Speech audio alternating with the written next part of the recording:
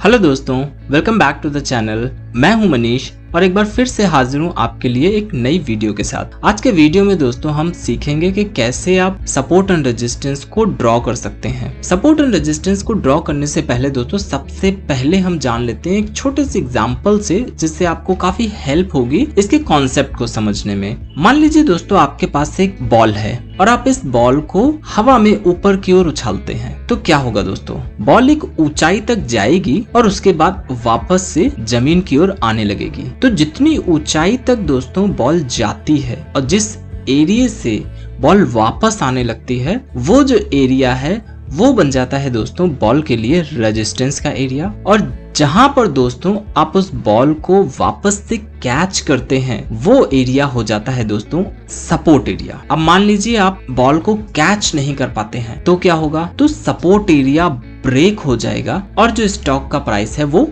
नीचे आने लगता है। आई होप दोस्तों ये कॉन्सेप्ट आपको इजीली समझ में आ रहा होगा। चलिए दोस्तों वीडियो स्टार्ट कर। सबसे पहले दोस्तों 2 पॉइंट आपको ध्यान में हमेशा रखने हैं।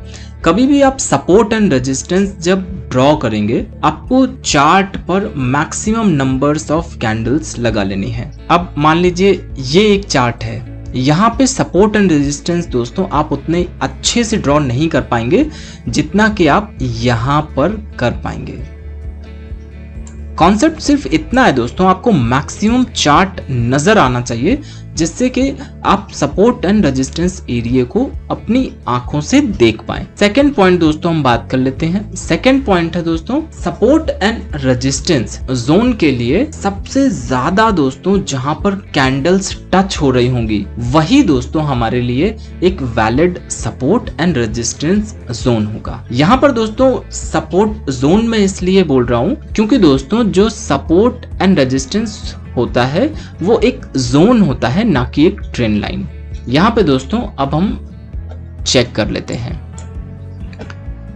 यहाँ पे दोस्तों सबसे पहले मैं रेक्टेंगल ले लेता हूँ और रेक्टेंगल लेने के बाद अब मैं इसे कुछ इस तरीके से ड्रॉ कर देता हूँ। अभी मैंने दोस्तों इसमें कुछ भी देखा नहीं है कि चार्ट पर कहाँ पर क्या है, मैंने बस इसे ड्रॉ कर दिया है। अब यहां पर दोस्तों हम स्लोली इसे अप या डाउन करेंगे, जहां पर maximum number of candles touch हो जाएंगी हम इसे वहां पुट कर देंगे। अब क्या यहां पे maximum number of candle touch हो रही हैं? यहां पे थोड़ी सी कम हो रही हैं, यहां पे हो रही हैं। और इस एरिया में दोस्तों इस एरिया में अगर हम आते हैं तो मैक्सिमम टाइम स्टॉक ने इस एरिया को ब्रेक भी किया है, सपोर्ट भी लिया है एंड रेजिस्टेंस भी फेस किया है। तो दोस्तों ये तो हो गया हमारा एक एरिया। अभी ये सपोर्ट एरिया है अभी या रेजिस्टेंस एरिया है, इसकी बात हम बाद में कर लेते हैं। यहां पर दोस्तों हमने एक जोन बना लिया है। अब जो दोस्तों पहले आप रेजिस्टेंस एरिया होता है, वही जोन बाद में जाके स्टॉक के लिए एज ए सपोर्ट जोन की तरह काम करता है। ये जैसा कि दोस्तों आप यहां देख पा रहे होंगे। स्टॉक की अगर हम मूवमेंट की बात करें तो स्टॉक यहां पर अप मूवमेंट, यहां पर स्टॉक फर्स्ट यहां पे स्टॉक ने ट्राई किया इस रेजिस्टेंस एरिया को ब्रेक करने का, डाउन, यहां पर रेजिस्टेंस एरिया को ब्रेक करता है एंड अगेन यहां पे अपने ही रेजिस्टेंस एरिया को दोबारा से टच करने के लिए आता है। अब जो रेजिस्टेंस एरिया है वो एज ए सपोर्ट काम करता है। स्टॉक यहां से सपोर्ट लेता है और स्टॉक में हमें एक अप मूवमेंट देखने को मिलती है। स्टॉक अगेन यहां पर सपोर्ट लेने के लिए आता है, सपोर्ट ब्रेक हो जाता है, थोड़े से टाइम के लिए स्टॉक में डाउन प्राइस देखने को मिलता है और स्टॉक में इसके बाद यहां से अगेन अप मूवमेंट आती है। यहां अगेन स्टॉक सपोर्ट लेता है उसी एरिया में, again up movement, again support लेता है, अगेन अप मूवमेंट, यहां पर भी ऑलमोस्ट सपोर्ट एरिया के पास ही दोबारा से आता है सपोर्ट लेने के लिए और अगेन दोस्तों यहां पे एक अप मूवमेंट देखने को मिलती है और फिर से दोस्तों एक बार स्टॉक अगेन अपने ही सपोर्ट एरिया पर सपोर्ट लेने के लिए आता है और सपोर्ट लेने के बाद स्टॉक में अगेन यहां हमें अप मूवमेंट देखने को मिलती है। तो ये था दोस्तों एक सपोर्ट एरिया और एक रेजिस्टेंस एरिया जिसने पहले एज ए रेजिस्टेंस काम किया एंड बाद में एज ए सपोर्ट काम किया। अब दोस्तों हम लोग एक और जोन बना लेते हैं और ये जोन में कुछ इस तरीके से बना लेता हूं।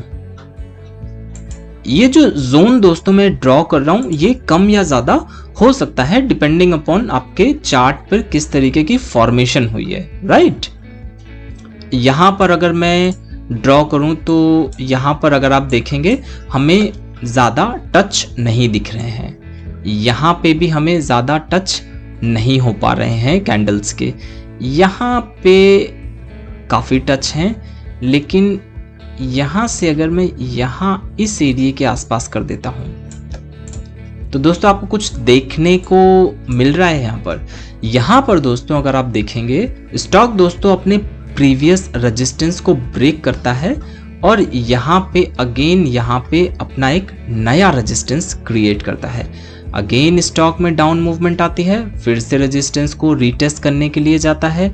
अगेन स्टॉक अपने प्रीवियस रेजिस्टेंस जो कि अब सपोर्ट की तरह काम कर रहा था उस पे सपोर्ट लेता है एंड अगेन यहाँ पे अपने रेजिस्टेंस को ब्रेक करके एक अप मूवमेंट दे देता है। यहाँ पे दोस्तों स्टॉक में अप मूवमेंट आती है, यहाँ पर दोस्तों स्टॉक हमारा सपोर्ट नहीं ले पाता है और स्टॉक अपने इस वाले सपोर्ट को भी ब्रेक कर देता है एंड अपने प्रीवियस सपोर्ट को भी ब्रेक कर देता है।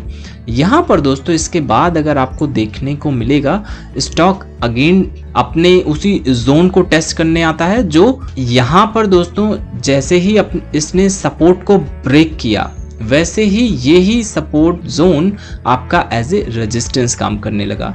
यहाँ पर देखिए अगेन स्टॉक में यहाँ पर सपोर्ट लिया, सपोर्ट लेने के बाद अगेन वो जोन दोस्तों इसके लिए हो गया रेजिस्टेंस का जोन और यहाँ पर फाइनली इसमें अप मूवमेंट आती है। यहाँ पे रीटेस्ट अगेन अप, यहाँ पे रीटेस्ट सपोर्ट किया अगेन अप, यहाँ पे दोस्तों वापस से सपोर्ट नहीं आ पाया, यहाँ पर स्टॉक प्रीवियस सपोर्ट पे जाके सपोर्ट लेता है और यहाँ पे स्टॉक में अगेन अपने जो सपोर्ट जोन हमारा ब्रेक हो गया था वो एज ए रेजिस्टेंस यहाँ एक्ट नहीं कर पाता है और रेजिस्टेंस ब्रेक करने के बाद स्टॉक में एक अप मूवमेंट हमें देखने को मिला।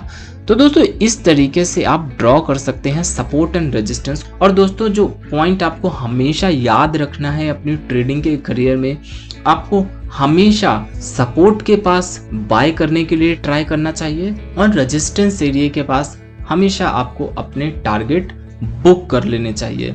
यही दो मेथड हैं दोस्तों जिससे आप स्टॉक मार्केट की जर्नी में आपको बहुत हेल्प होगी और आप एक सक्सेसफुल ट्रेडर की तरह एक्ट कर पाएंगे। अब ऐसे बहुत सारे स्ट्रैटेजीज हैं जो रेजिस्टेंस ब्रेक होने के बाद भी आपको बाय करने के लिए बोलती हैं, लेकिन वो स्ट्रैटेजीज हम बाद में सीखेंगे। ये था दोस्तों सपोर्ट एंड रेजिस्टेंस एरिया आप किस तरीके से ड्रॉ कर सकते हैं।